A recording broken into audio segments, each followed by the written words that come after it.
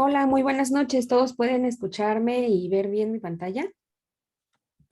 Sí, San. Sí, Muchas gracias. Bueno, pues muy buenas noches a todos. El día de hoy voy a dar el tema de urolitiasis.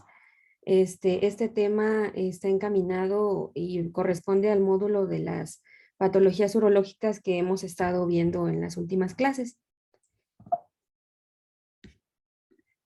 Este es el contenido del cual trataré de abordar y en el cual estaremos pasando la plática de este día.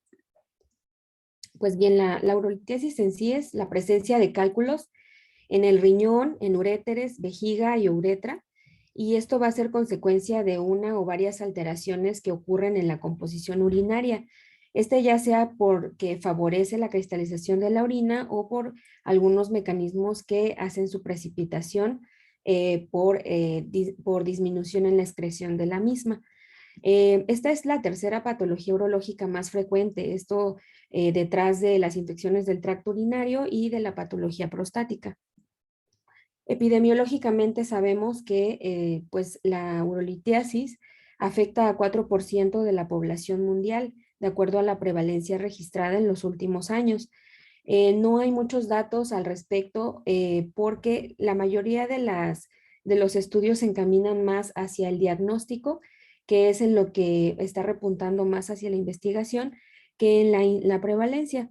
Sin embargo, de los datos que podemos encontrar, tenemos que, por ejemplo, el 5.1% de los hombres entre 20 a 39 años presentan esta patología y esto se compara con aquellos que son mayores a 80 años con un 19.7%. Aquí recae la importancia en que nosotros como geriatras, nosotros en formación, tengamos en entendido esta patología. Por otro lado, en las mujeres es un 5.8% en aquellas que van de 20 a 39 años y aquí hay un fenómeno interesante que es el 10.6% en aquellas de 80 años y más. Por parte de la prevalencia en el sexo, se tiene que menos a los 40 años, la incidencia va a ser similar tanto en hombres como en mujeres, pero en aquellos que son mayores de 40 años va a ser siempre más prevalente en varones. Aquí tenemos que hay dos clases de factores predisponentes, aquellos que son extrínsecos y los intrínsecos. Los factores extrínsecos son aquellos como las situaciones ambientales que nos van a hacer más predisponentes, como tal los meses cálidos y los ambientes calurosos. Esto se debe a la disminución en la ingesta de líquidos, lo cual ya está demostrado que es una de las causas de formación de litos. Otra es aquellas profesiones que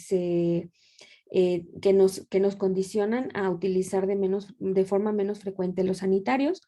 Los factores dietéticos tales como la baja ingesta de líquidos, como lo que ya mencionaba, una dieta pobre en calcio, una dieta muy rica en proteínas y una dieta rica en sales. Los fármacos que también van a intervenir en estos factores extrínsecos son aquellos como los diuréticos de asa, los corticoides, el ácido acetil salicílico y la vitamina D. Otros fármacos que lo que hacen es que se cristalizan y forman cálculos son, por ejemplo, el indinavir y las sulfamidas. Por su parte, los factores intrínsecos, vamos a encontrar aquellos factores heredofamiliares con los cuales nosotros ya tendríamos una predisposición genética. Otros son la obesidad y el aumento de la circunferencia abdominal. Y aquí se explica que es porque en estos pacientes tenemos mayores cifras de ácido úrico, menor ingesta de líquidos y unas dietas que no hay equilibrio entre proteínas y calcio. Algunas enfermedades como diabetes tipo 2, hipertensión y síndrome metabólico también son más predisponentes, la gota, algunas anomalías anatómicas renales y aquí otra vez tenemos a los factores intrínsecos, pero se trata más de enfermedades establecidas y no a la predisposición por genética. La hipercalciuria, con las patologías como el hiperparatiroidismo primario, algunas neoplasias, la enfermedad de Payet, la sarcoidosis y los agentes infecciosos tales como pues, el Helicobacter pylori, bacterias entéricas como Proteus, Klebsiella y Morganella. La litogénesis es la formación de los cálculos y este puede ser un fenómeno multifactorial en el que se altera tanto la composición de la orina y de los fluidos corporales como también la forma en que se va a llevar a cabo esta situación. Nosotros aquí, por ejemplo, tenemos que hay tres teorías de la formación de los litos. La primera teoría se llama crecimiento de la placa intersticial. Esta es una placa que se llama placa de Randall y aquí lo que ocurre es que hay una sobresaturación de los concentrados ionizantes y eso hace nucleación y formación de esa placa. La otra es el crecimiento del lito que se debe a un taponamiento de los conductos colectores distales o los conductos de Bellini y lo que hace es que se ocluyen y entonces se forma ahí el lito. Este ocurre en litos que se consideran de mayor a 4 milímetros. Y la formación de microcálculos que es en solución libre en el sistema de recolección renal. Los litos son de diferentes composiciones, pero aquí hay que tener algo muy en claro y es que un paciente puede tener más de un tipo de lito. Los litos que principalmente nosotros vamos a observar son los de oxalato de calcio, entre un 70 a 80% de la presentación en los pacientes. Los de ahí seguimos con los de fosfato de calcio. Y esto es porque, pues, como ya lo sabemos, la apatita es el tipo más común de cristal de fosfato de calcio y es, en el otro caso, la brucita es mucho menos común. El otro tipo de composición de litos son los de ácido úrico en un 8%, cistina en 1 a 2% y la estrubita en 1%. ¿Cuáles van a ser las manifestaciones clínicas que vamos a observar en el paciente? Pues bien, aquí hay dos escenarios. El primero de ellos son pacientes sintomáticos, que es lo que clásicamente vamos a observar en la consulta o en pacientes hospitalizados. Y la otra son pacientes completamente asintomáticos que solamente tendremos hallazgos como incidente. En los pacientes sintomáticos hay dos síntomas principales. El primero de ellos es el dolor. El dolor, pues este aparece cuando los cálculos pasan a través de la pelvis renal al uréter. Es decir, cuando se encuentran dentro de la pelvis renal es muy difícil que ocasionen algún tipo de cólico. En este caso, nosotros, como ya les decía, tenemos que el dolor pues va a ser el síntoma más común. Este puede ir variante desde un dolor leve, que apenas sea perceptible o como una pequeña molestia para el paciente, hasta un malestar tan intenso que ya requiera de analgésicos parenterales o que este pueda incluso condicionar al paciente perjudicar su estilo de vida. En este caso, el dolor vamos a observar que puede ir en aumento de acuerdo a la severidad o puede ir por oleada en paroxismos, aparecer y desaparecer. Y esto va a depender básicamente de la movilidad del lito desde donde se esté transitando durante todo el tracto urinario. Nosotros cuando tenemos un paciente vamos a observar que la mayoría de ellos va a tener estos cólicos entre unos 20 a 60 minutos y lo que ya les mencionaba, pues que el dolor va a ser prácticamente secundario a la obstrucción urinaria, lo que va a ocasionar también la distensión de la cápsula renal. Em, Otro de los síntomas que nosotros observamos y del cual ayer hablaba mi compañera Mimi, pues es la hematuria. Aquí podemos tener dos tipos de hematuria, pueden ser microscópica o macroscópica, como ella mencionaba ayer. Para esto hay un protocolo y hay un seguimiento. En el caso de los pacientes con litos, pues ahorita vamos a hablar más adelante, pero en este caso puede incluso que esté o no esté en el caso de un paciente con nefrolitiasis. No quiere decir que todos los pacientes deban de presentar este síntoma. Y pues en este caso no vamos a excluirlo en caso que no se presente. Aquí lo que sí es importante es que sí es un valor predictivo positivo muy alto. Hay varios estudios, por ejemplo, hay uno de 450 pacientes en el cual la hematuria estuvo presente en 95% en el primer día y de 65 al 68% en los días 3 y 4 de la presentación de la nefrolitiasis. También tenemos otros síntomas. Estos síntomas son más como consecuencia de la irritación del tracto urinario y pueden ser náuseas, emesis, disuria y también urgencia urinaria. Algo que es relevante y que es muy característico en estos pacientes es que se presenta un dolor muy súbito, brusco, y que el paciente siempre nos va a reclamar que sea que analgesia. Siempre, siempre va a decir el paciente que ese es el motivo de la consulta. Entonces aquí tenemos que ya se hace un diagnóstico. Entonces tenemos un diagnóstico clínico y un diagnóstico paraclínico. El diagnóstico clínico es inicialmente por la exploración abdominal. Tenemos que valorar el signo de Giordano, tenemos que valorar las constantes vitales. La exploración abdominal, pues como ya sabemos, inicialmente, pues la exploración inicia por la inspección del abdomen. En este caso vamos a observar una posición antiálgica. El paciente siempre va a tener la condición clínica en la cual se encuentre de forma en posición fetal debido a que el dolor va a ser muy brusco. Algunos pacientes incluso no van a poder estar de pie. Esa es en la observación. Al momento de la auscultación podemos tener alteraciones en los ruidos intestinales y esto va a ser consecuencia del dolor que esté presentando el paciente.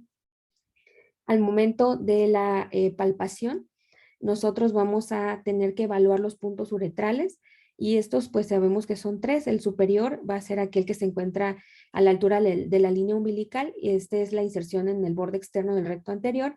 Y aquí nosotros vamos a hacer la palpación con el dedo pulgar e índice, intentando introducir nuestros dedos hacia el fondo. Y si esto ocurre, pues nosotros vamos a decir que hay un punto uretral doloroso superior. El punto uretral medio, este se va a buscar en la unión entre la línea de las crestas ilíacas y con una línea imaginaria vertical sobre la espina de la sínfisis del pubis. Y en este tenemos que, si se palpa igual con estos dos dedos y hay una irritación, tenemos que el punto uretral medio se encuentra positivo y aquí estamos hablando de que el cálculo se encuentra cerca de vejiga urinaria. Y en el caso del punto uretral inferior, en este punto solamente se puede explorar tocando por la parte interna mediante un tacto rectal o vaginal con dirección hacia región cefálica. Y aquí nosotros, pues este es más difícil, pero nos habla de que ya se encuentra en este caso en uretra para los varones, una uretra inferior o en las mujeres en el tracto urinario inferior. La puñopercusión renal, o también conocida como, en el caso que sea positiva, como el signo de Giordano, es una maniobra que nos habla de si hay una irritación a nivel de la cápsula renal. Este signo, cuando nosotros lo describimos, solamente debemos de comentar que se encuentre, si se encuentra presente, no es correcto decir si se encuentra negativo, o si se llevó a cabo, se dice signo de Giordano presente o así. Y esta consiste en colocar, en este caso, nuestra palma de la mano en la región de la fosa renal a explorar con nuestro paciente sentado, de preferencia con las piernas colgando sobre la camilla de exploración, si el paciente lo permite de acuerdo al dolor que esté presentando, o también en el caso en algunos pacientes que no puedan estar sentados sobre su costado y nosotros vamos a hacer una percusión con el puño cerrado sobre nuestra palma y el paciente inmediatamente al hacer esta maniobra va eh, a extraerse sobre el lado contrario debido a la irritación que le ocasiona y el dolor que le ocasiona la maniobra que acabamos de realizar. Nosotros debemos de hacer un diagnóstico diferencial. Este va a ser de acuerdo a la clínica, por eso lo puse en esta parte. Por ejemplo, si nosotros tenemos hematuria, lo que mencionaba ayer Mimi, debemos de pensar no solamente en litos, también podemos pensar en quistes renales, en una neoplasia, en tuberculosis urinaria o en una infección del tracto urinario. En el caso de que haya dolor, aquí sí debemos de prestar muchísima atención porque como yo les decía, los puntos uretrales están localizados en zonas abdominales que si no tenemos la pesquisa adecuada, podemos confundir y hacer un mal diagnóstico. Algunos de ellos son diverticulitis, apendicitis, isquemia mesentérica o un embarazo ectópico. Y pues aquí es donde recae lo que les mencionaba de que el paciente reclama analgesia porque se ha comparado la escala de dolor con estas patologías.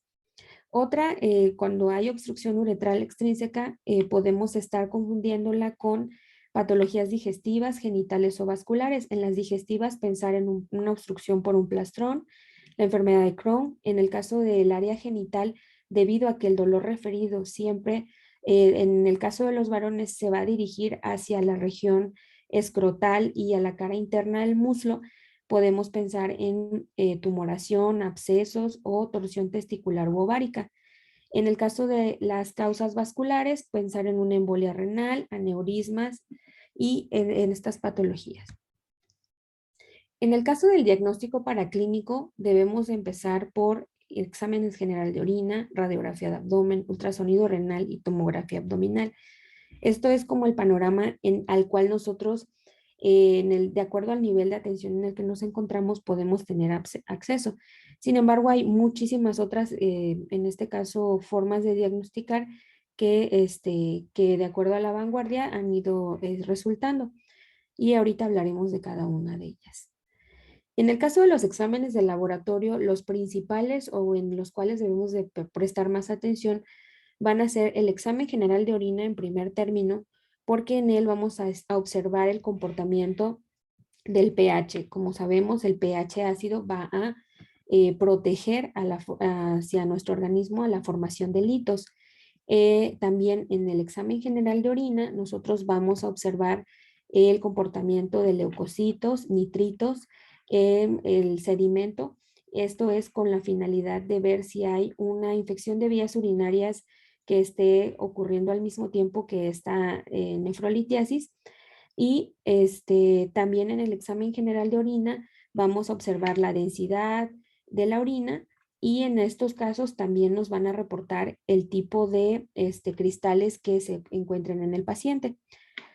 Por otro lado, la química sanguínea es importante porque en ella vamos a valorar el nivel de creatinina, el nivel de urea y en nosotros vamos a determinar la función renal y si en este caso la patología que tenemos está ocasionando una complicación. Otros estudios, como la biometría hemática, nos van a hablar del grado de anemia que puede presentar este paciente y de así nosotros ver la cronicidad de la enfermedad. Y también podemos observar leucocitos y ver si los datos de infección del examen general de orina han llegado a tal nivel que ya tengamos una sepsis. En el caso de los electrolitos, estos nos sirven para valorar el estado, sobre todo de aquellos que son formadores de litos como calcio y como fósforo. Y bueno, en este caso, a mí me pareció interesante tomar el tema cultural sobre piedras semispreciosas que se encuentran en México, debido a que pues el tema habla sobre los litos. Y pues bien, México es un país muy rico en cultura, es muy rico también en artesanías y muchas de estas artesanías están elaboradas por piedras semipreciosas. En México hay piedras preciosas, pero en México las piedras preciosas no tienen tanta como utilidad debido a que nuestros antepasados han utilizado o han encontrado mayor belleza en estas piedras semipreciosas que en aquellas como el diamante, en las cuales no hay tantas minas en México como en este tipo de piedras. Principalmente encontramos al jade. Pues bien, el jade pues es un material duro y resistente que su color es verde, es un color muy llamativo, brillante. En México se ha utilizado desde el año 5000 antes de Cristo y se utilizaba para hacer máscaras y herramientas de labra. Este material lo utilizaban los olmecas, mayas y aztecas y esta piedra para ellos tenía un significado que era vida, poder y fertilidad. Muchas mujeres que en esa época no podían tener hijos o no podían concebir o tenían abortos repetitivos, se les creaba un collar de jade y se pensaba que con eso ya podían llegar a ser fértiles. Otra de las piedras es el ónix. El ónix pues es una piedra preciosa, semipreciosa, que tiene la característica que se puede pulir casi a la perfección.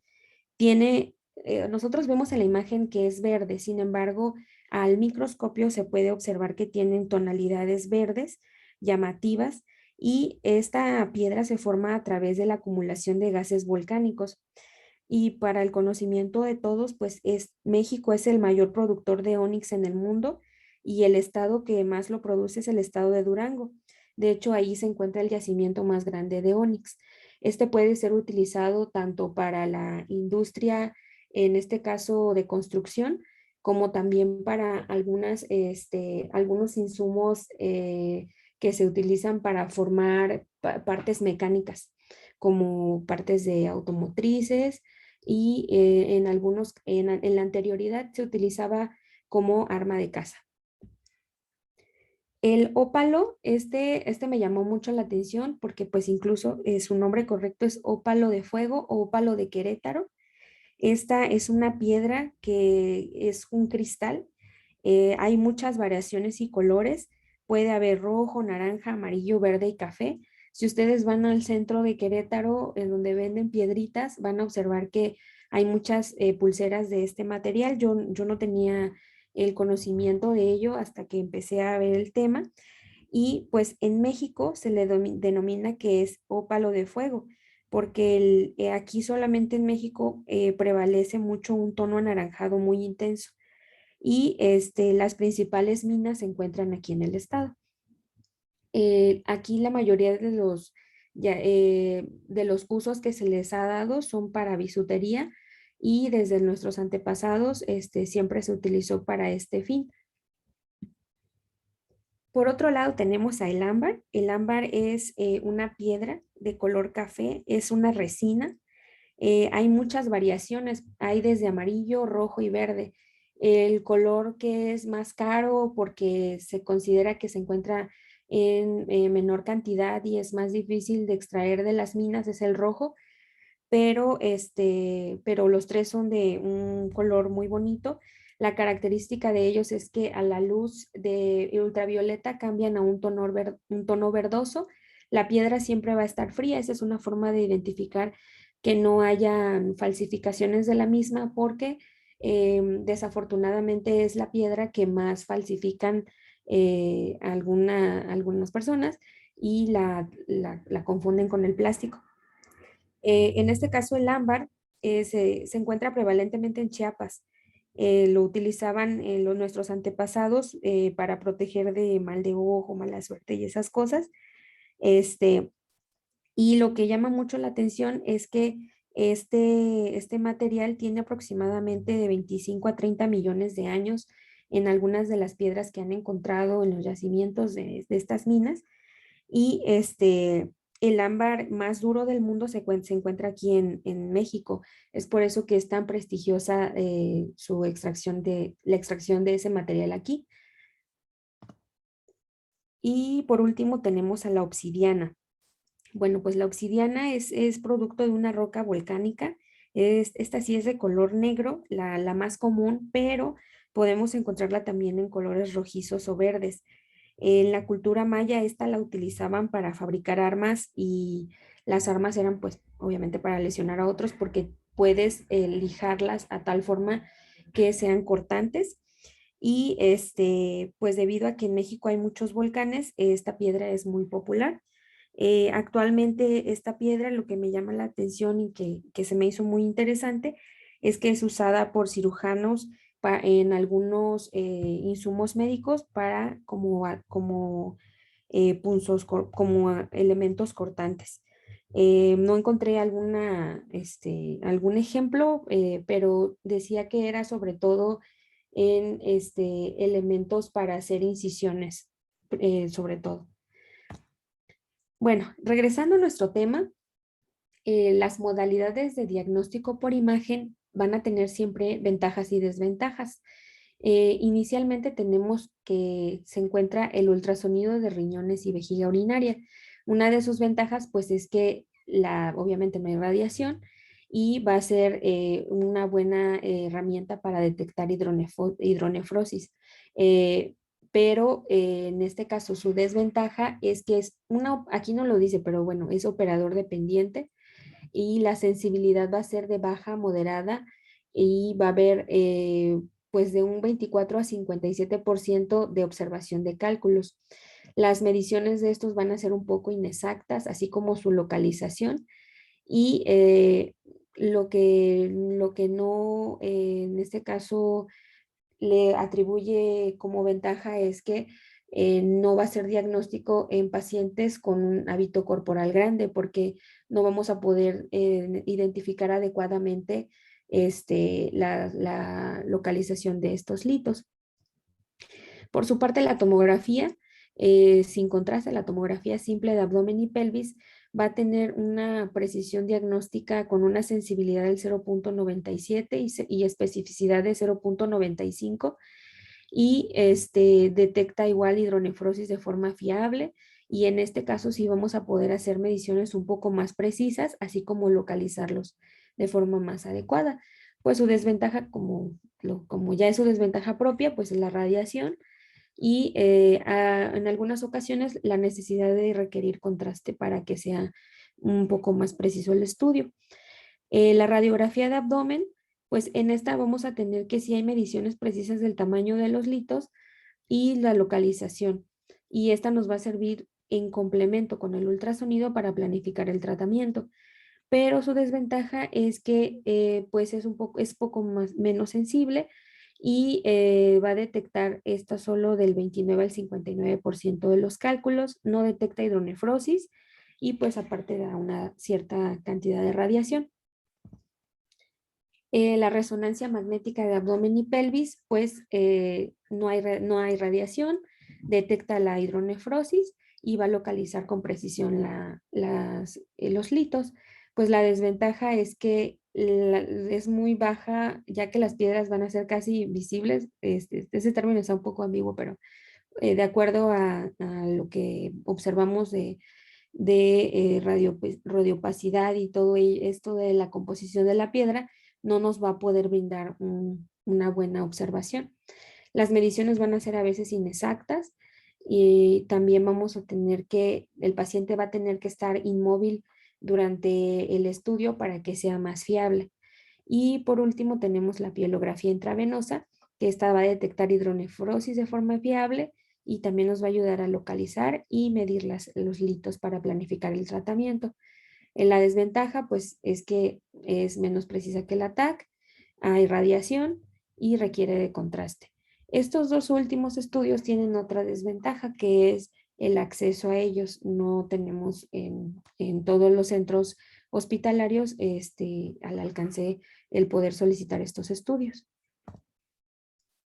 Y bueno, ya hablando de la radiografía de abdomen, vamos a tener que, por ejemplo, una radiografía de abdomen nos da un diagnóstico, como ya lo decía anteriormente, preciso de localización, número de litos y comportamiento de los mismos.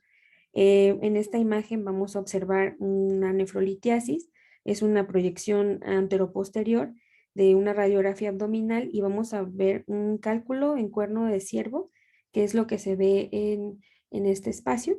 Y en este cuervo de ciervo está en la pelvis renal derecha y del otro lado, donde está señalado con flechitas, están cálculos más pequeños. Los litos van a tener un comportamiento de acuerdo al tipo de lito del que estemos hablando. Los de oxalato de calcio, fosfato de calcio y estrubita y cistina van a ser radiopacos y los de ácido úrico van a ser radiolúcidos. En el caso del ultrasonido renal, este es un estudio al que siempre se tiene acceso, casi siempre se tiene acceso, es operador dependiente y nos va a brindar una característica del hito en el cual podemos hacer mediciones, aunque no siempre, como lo mencionaba con anterioridad, van a ser todos los litos que se encuentren en el paciente observables. Y este estudio, por ejemplo, en la imagen observamos que es la vista sagital del riñón derecho y vamos a ver que hay una sombra acústica posterior de un cálculo que se encuentra en este riñón y el cálculo va a ser una piedra que transmite una sonda de luz posterior y con ella vamos a poder identificarlo. La tomografía abdominal, pues la tomografía es, en este caso tenemos una imagen en la cual se observa la pelvis renal sin contraste. Vamos a observar una imagen que está señalada con flechas. En este caso, la imagen que nosotros podemos identificar además de ello son datos de hidronefrosis. También vamos a observar que hay un realce ligero o tardío en el riñón izquierdo y la litiasis uretral. En este caso observamos la imagen de la tomografía sin contraste y vemos un cálculo de tamaño considerable. Este está ubicado en la pelvis renal derecha. Y estos litos, como ya lo mencionaba anteriormente, esta imagen, por ejemplo, es un incidente del paciente, no le ocasionaba síntomas, porque pues el lito era tan grande que no se podía mover de la pelvis renal. Y ahora, pues, ¿cómo vamos a elegir qué método diagnóstico o cómo elegir un método diagnóstico de acuerdo al paciente?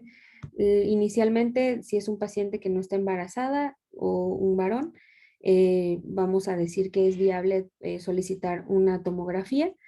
En este caso, que sí lo sea, vamos a valorar su índice de masa corporal porque eso también nos va a ayudar y su nivel de creatinina, aunque aquí no lo diga, también leía yo que es importante y como ya sabemos, dependerá de ello si se utiliza o no contraste.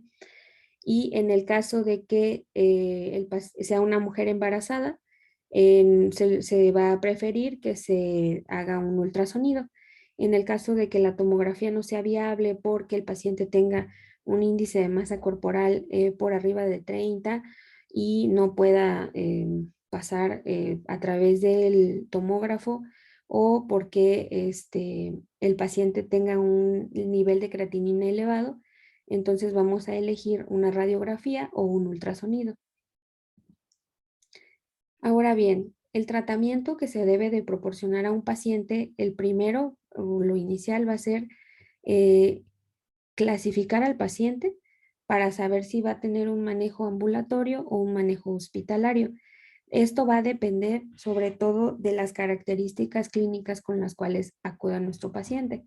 Si es un paciente que no tiene comorbilidades, que por nuestra historia clínica consideremos que puede ser tratado de forma ambulatoria porque es un paciente que no tiene datos de infección, que es su primer evento de cólico uretral, podemos considerar que se envíe a su domicilio para un tratamiento analgésico y con posteriores valoraciones de acuerdo a lo que se vaya presentando.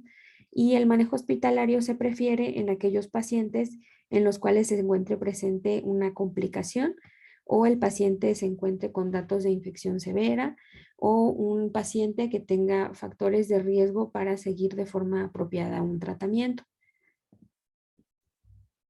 El paso número uno del tratamiento es el control del dolor. Como ya les decía, es lo primero que el paciente nos va a exigir en el momento en el cual llegue a la consulta. El tratamiento en el paciente inicialmente se va a preferir que sea con AINES. Los AINES que de forma ambulatoria podemos dar, se prefiere ibuprofeno.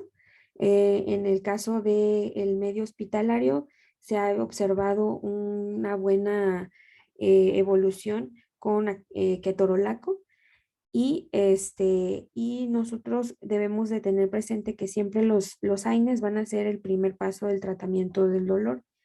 Los opioides que vemos ahí en el segundo escalón, los vamos a reservar a aquellos pacientes que tengan una contraindicación a los AINES o que tengan un deterioro grave de la función renal con una tasa de filtración renal menor a 30 mililitros por minuto o aquellos en los que no logremos un alivio adecuado con los AINES. Pero la verdad es que la mayoría de ellos, siempre y cuando no estén ocasionando una obstrucción severa, van a remitir solo con AINES. Em, en el caso de los antiespasmódicos, se ha observado que no se encuentra un beneficio en el manejo del dolor. Incluso hay muchísimos estudios que han puesto en tela de juicio su uso debido a que en lugar de generar un beneficio al paciente, únicamente van a ocasionar algunos problemas gastrointestinales y no van a mejorar ninguna de las sintomatologías. Y por último, los antieméticos. Los antieméticos van a ser para los síntomas irritativos que presenta el paciente, tales como la emesis y también, también las náuseas. Entonces, estos también se pueden combinar junto con los AINES de primera instancia. La segunda parte del tratamiento es la expulsión del lito.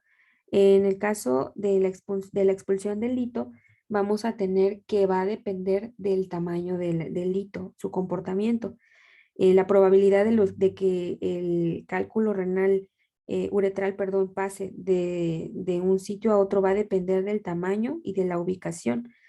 Pues es obvio, como lo vemos en la imagen, el cálculo renal va a tener cierto diámetro y nosotros tenemos que el uréter tiene un diámetro aproximado de 3 milímetros, que si bien se puede llegar a dilatar hasta 4, sí puede, sí es como que el límite máximo que se ha estudiado que pueda alcanzar.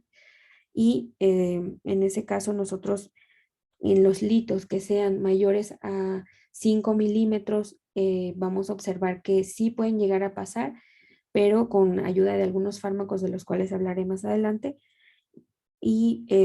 pero sería pues solamente con ayuda de ellos. De forma extraordinaria por sí solos puede llegar a ocurrir, pero dependerá del tipo de lito.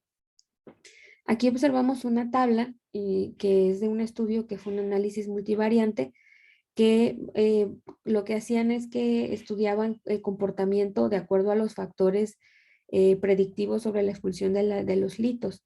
Estos factores eran la localización, el tamaño, la composición y la medicación que se usaba. En el caso de la localización, como vemos en la tabla, va a depender sobre todo del nivel en el cual se encuentre. Entre más abajo del tracto urinario se encuentre, es más probable que el lito sea expulsado, como obviamente es de suponer. Y el tamaño, pues observamos que sí, de acuerdo a aquellos litos en los que hayan tamaños menores a 5 milímetros, es más fácil que estos pasen a través de todo el tracto urinario. Em, Aquellos litos que son mayores a 10 milímetros es casi imposible que transiten. Y de acuerdo a la composición, vamos a tener que aquellos que son de oxalato de calcio son los que, de ácido úrico, perdón, son los que son más probable que se puedan expulsar. De la medicación, los que más efecto han tenido son los alfa bloqueantes. Los otros fármacos no se ha observado ningún beneficio para la expulsión de estos. ¿Y cómo vamos a elegir el tratamiento? Pues bueno, la terapia médica expulsiva sabemos que va a aumentar la tasa de expulsión, como lo vimos en la tabla anterior. Los fármacos que idealmente se utilizan son los alfa bloqueantes. El que más se utiliza es la tamsulosina y se prefiere cuando tenemos cálculos de más de 5 milímetros, pero menor a 10 milímetros. Y aquí tenemos que tener en consideración que sean pacientes que no tengan ya dolor ni tampoco fiebre. Es decir, este no es el tratamiento de primera instancia. Este tratamiento lo podemos dar en los pacientes de forma ambulatoria o pacientes, que iniciarlo en pacientes que se encuentran hospitalizados, pero que sabemos muy bien que podemos, si cuentan con criterios de egreso, enviar a casa con el tratamiento. La dosis que se indica son 0.4 miligramos cada 24 horas.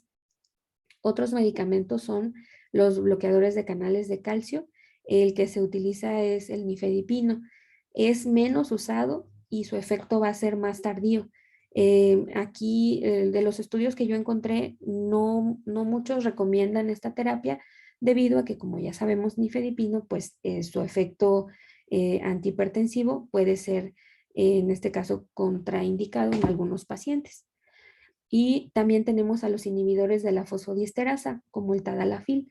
El tadalafil está todavía en estudio, pero también se prefieren aquellos cálculos que sean, en este caso, mayores a 4 milímetros y menores a 10, y va a ser una dosis de 10 miligramos cada 24 horas.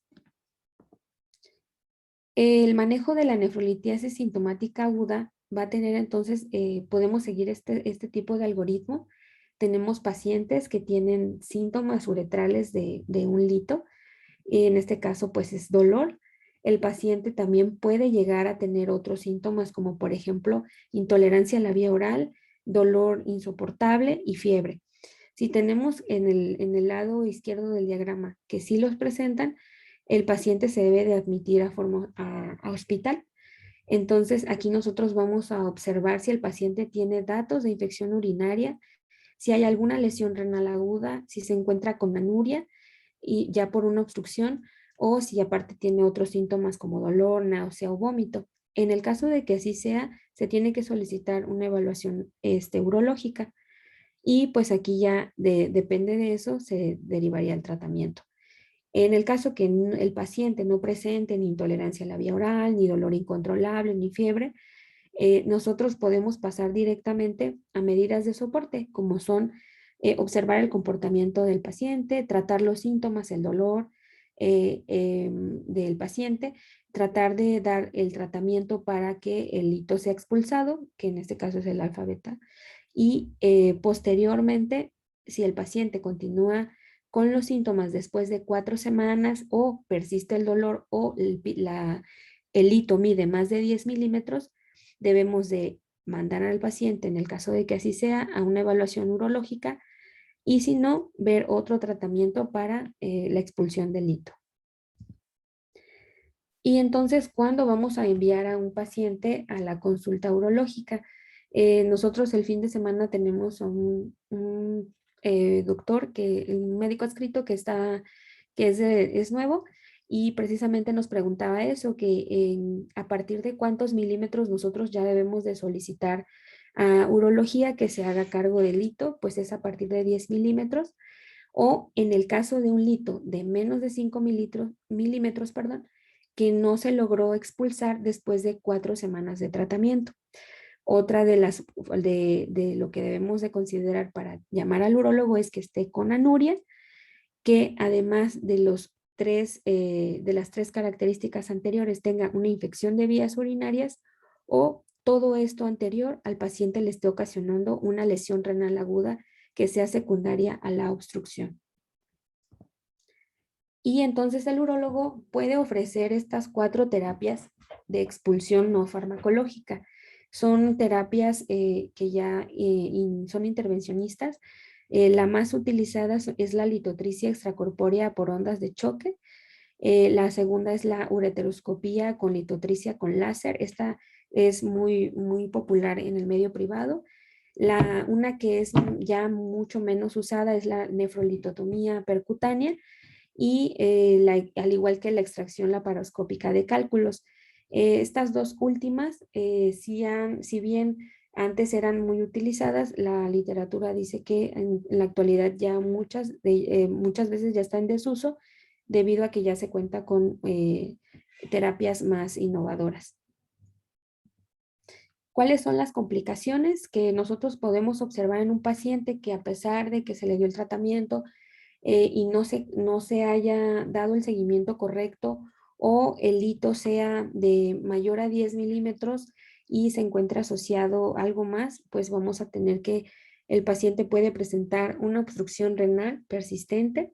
El sitio de obstrucción puede llegar a colonizarse y ocasionar infecciones del tracto urinario, que estas de forma, pues en este caso puede ocasionar una urosepsis hasta un choque séptico. Y por otro lado, una lesión renal que, de ser aguda, pueda condicionar ya en una lesión renal aguda irreversible que necesite otro tipo de tratamiento, como alguna terapia de sustitución renal por la complicación que haya generado. Y eso sería todo de mi parte. Muchas gracias. ¿Alguna pregunta?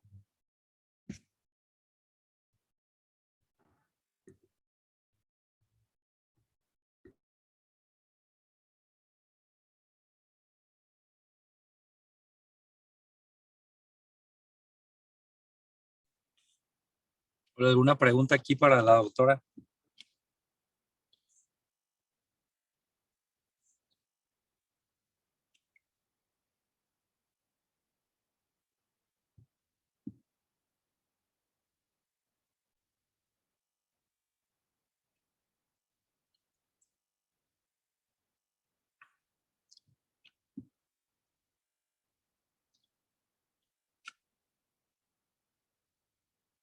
Bueno,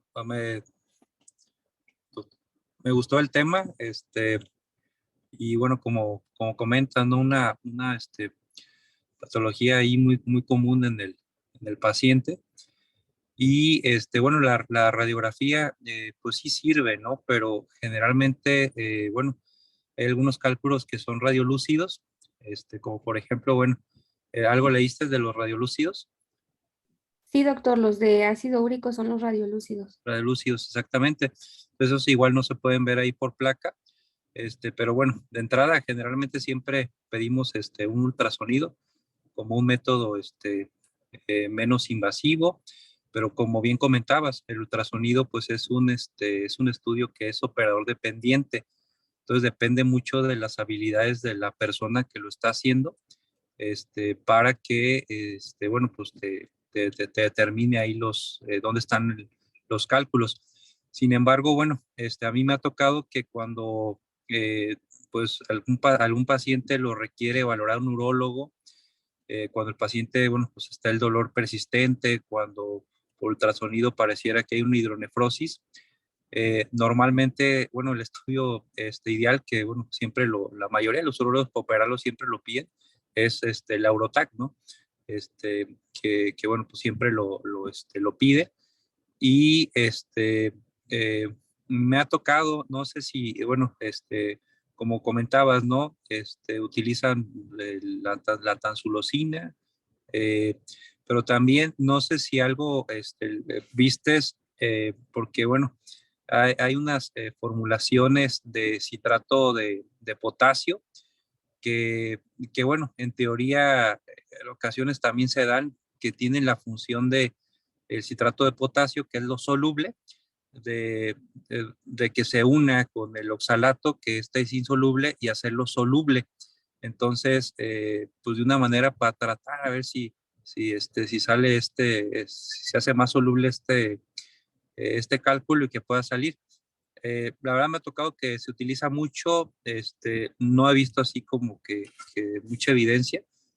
No sé si vistes algo también de esto, pero bueno, también sería importante ahí revisarlo, ¿no? Sí, doctor, fíjese Bien. que justo de Ajá. eso del citrato, es que, como decía usted, es un inhibidor de la formación de los litos, porque lo que hace es Ujú, que este se combina con el calcio que está en la luz tubular. Entonces, ujú, lo que hace es que forma un complejo que es soluble, pero no se disocia. Entonces, por ujú, eso es que ya no se forma el hito. ujú, Lo que yo leía es que ya estaba un poco en desuso por lo que usted acaba de decir, de que no había mucha evidencia del beneficio en el paciente. ujú, Y en algunos casos también aquí recae lo que a veces recomiendan de que si tienes litos, la ingesta abundante de líquidos y el consumir alimentos cítricos también son protectores para la formación de cálculos. Pero ujú. sí, Doc, sí, del citrato de potasio sí leí, pero decía que era baja la evidencia de recomendación Evidencia, de ¿no? Ujú. tratamiento. Ujú, pero sí también se ha usado, como dice usted. Muy bien. ¿Alguna otra pregunta aquí para la doctora?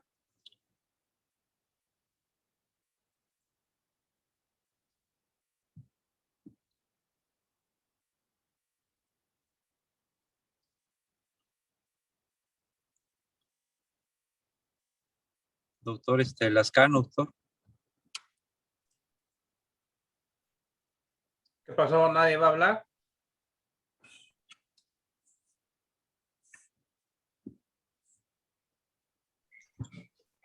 A ver, no se duerman. A ver, Alma.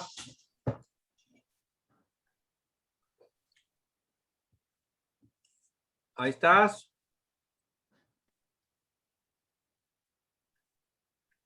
No está. Diana, ahí estás. No está. Osmar, ahí estás.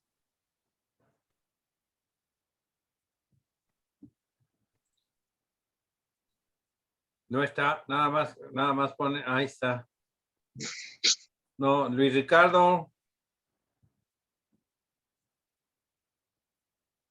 Ok. A ver, vean. ¿Qué pasó? Ahí está, Luis. Ajá. A ver, de lo básico, vamos a ver. ¿Por qué es radiopaco y por qué es radiolúcido algún elemento? Por ejemplo, el calcio, ¿por qué es radiopaco? ¿Te acuerdas? Vayan anotando para mañana. Bueno, Victoria, ¿tú te acuerdas por qué es radiopaco, radiolúcido? ¿Cómo se describe la imagen? Ajá, ¿por qué es radiopaco y por qué es radiolúcido? O sea, Radiolúcido es que deja, pues, o sea, estamos hablando en radiografía, es cuando deja pasar el rayo, entonces es negro. Y el radiopaco es que no deja pasar y es de blanco. Ok. El radiopaco significa que tiene máxima absorción, ¿no? Entonces, si tiene máxima absorción, ¿cómo se va a ver en el negativo fotográfico? ¿Cómo se ve en los rayos X?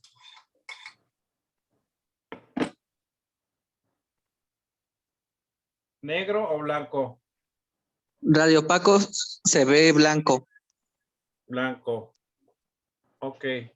Muy bien, por eso hablamos de opacidad pulmonar, por ejemplo, ¿no? Máxima absorción. ¿Cuál es de los cálculos, cuál es el que tiene máxima absorción de los rayos X? Oxalato de calcio. El calcio. El calcio. Eso es. Bien. A ver, Javier, ¿tú qué estudio le pides? Si es en caso de que no esté embarazada, pues una paciente o un paciente para evaluar dónde está o para evaluar la litiasis, pues. Como dijo César, él pide ultrasonido. ¿Y tú qué le podrías decir? Un Eurotac. ¿La tomografía? Ujú. Ajá. ¿Tú primero pides la tomografía que el ultrasonido? ¿Es más sensible? Bueno, es que, por ejemplo, el ultrasonido, pues, igual nos arrojaría, por ejemplo, si hubiera dilatación, pielocalicial, y eso nos hablaría de que a lo mejor hay algo obstructivo, pero no nos daría la localización exacta, o sea, es de la altura a la cual se encuentra el hito. En cambio, pues, la Orotac, pues, sí nos podría proporcionar más o menos en dónde está ubicado. A ver, Sandy, ¿tú le pedirías Urotac o TAC simple? E inclusive con baja, perdón, con baja radiación. Lo que pasa es que ya ve lo que leí yo del algoritmo, que va a depender del índice de masa corporal y también del nivel de creatinina. Si el paciente tiene esos dos, o sea, pasa esos dos criterios, es más sensible con contraste. Y la mayoría de los urólogos, como decía el doctor César, te van a pedir el estudio contrastado, porque para ellos va a ser mejor el plan de tratamiento. Entonces, pensando en que si el paciente va a requerir un tratamiento por parte de urología, creo que sí le pediría yo la TAC contrastada, en caso que cumpla esos criterios. Oh. Y es que además de eso... A ver, Sol, ¿estás de acuerdo? Sí, Doc. Sí. Ajá, en los hospitales como que es lo Pide, más ajá, pide el medio de contraste. ¿Toda la Mm, tomografía con medio de contraste o se ve mejor el cálculo? Se ve mejor el cálculo en una tomografía simple e inclusive de baja radiación. Claro, si el paciente no pesa 150 kilos ni, ¿verdad? El índice de masa corporal tiene mucho que ver. Bueno, Pero lo que más pedimos es simple. Bueno, yo he visto que es Simple. más simple. Yo creo que Ujú. es yo creo que la primera, si la tienes a la mano, pues la tomografía, quizás sea el estudio más sensible y específico para la litiasis, ¿cierto? ¿Estamos de acuerdo? Sí, Sí. doctor. Si no Y lo es que tienes a la mano, pues como dice César, bueno, el ultrasonido es menos sensible porque bien dijo, pues ahí depende mucho de quién lo está viendo, ¿no? También, ¿verdad? Sí. Sí. Y es que Ok. también, Doc, por ejemplo, en nuestro hospital algo que ocurre mucho es que pedimos, por ejemplo, una radiografía de abdomen y nos toman una de tórax. ¿Una Entonces, valoración qué? o sea, les pedimos así en la solicitud radiografía de abdomen o de pelvis, no sé, y nos toman de tórax. Entonces, mejor Ah, para Casual. o sea, ¿te hacen servicio completo? ojalá toman de otro lugar que ellos ¿Tú quieran. fuiste para cambio de aceite y te hacen afinación? Ojalá, pero ni eso, Doc. Nos hacen de lo que se les da la gana a veces, no siempre, pero a veces sí, nos ha pasado. Ah, ok. Sí, está como una paciente ahora que me habló que estaba en el laboratorio, que en ese laboratorio al que fue, solo hacían electrolitos, le pedí electrolitos de 3 y entonces decía que no, que nada más hacían electrolitos de 6. Yo le digo, bueno, pues si nada más hacen electrolitos de 6. Y le digo, ¿y le van a cobrar más? Sí. Ah, pues con razón. Digo, qué bárbaro. Está bien. Sí, muy interesante además lo que presentaste y muy a modo de las piedras, de la piedra. ¿Te acuerdas? ¿Ustedes no vieron Juego de Tronos? Claro que sí, doctor. Sí, ¿te acuerdas de Roca Dragón? Sí, claro. ¿Te acuerdas qué era? ¿Te acuerdas qué era esa piedra? Era una obsidiana, creo, ¿no? El Roca Dragón, que era la piedra obsidiana. Y entonces que cada año le regalaban 12 o 13 puñales, algo así, a los que se iban con los caminantes blancos, ¿no? Sí, era con lo que mataban los caminantes Ajá, blancos. con obsidiana, era la obsidiana la que pusiste ahí, Vidriagón, o Vidriagón, que le llamaban, ¿no? Sí, en la Ajá, serie sí se llamaba así, pero era obsidiana. sí, sí, donde estaban los dragones, ¿no? Está padre eso, ajá, está muy bien, ok, bueno, ok, está bien, gracias.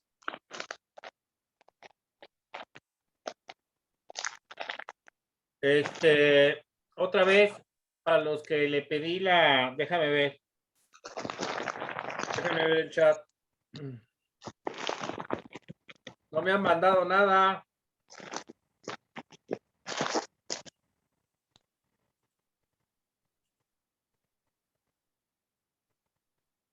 No me han mandado. ¿Qué no lo pueden enviar por aquí o qué pasa?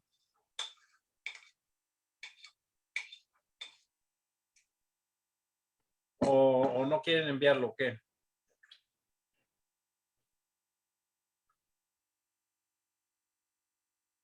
A ver, coméntenme.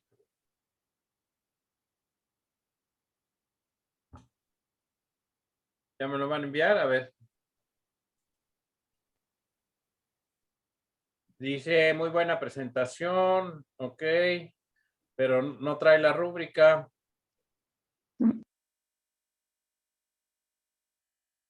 Después Andy contesta, pero no me han enviado la rúbrica.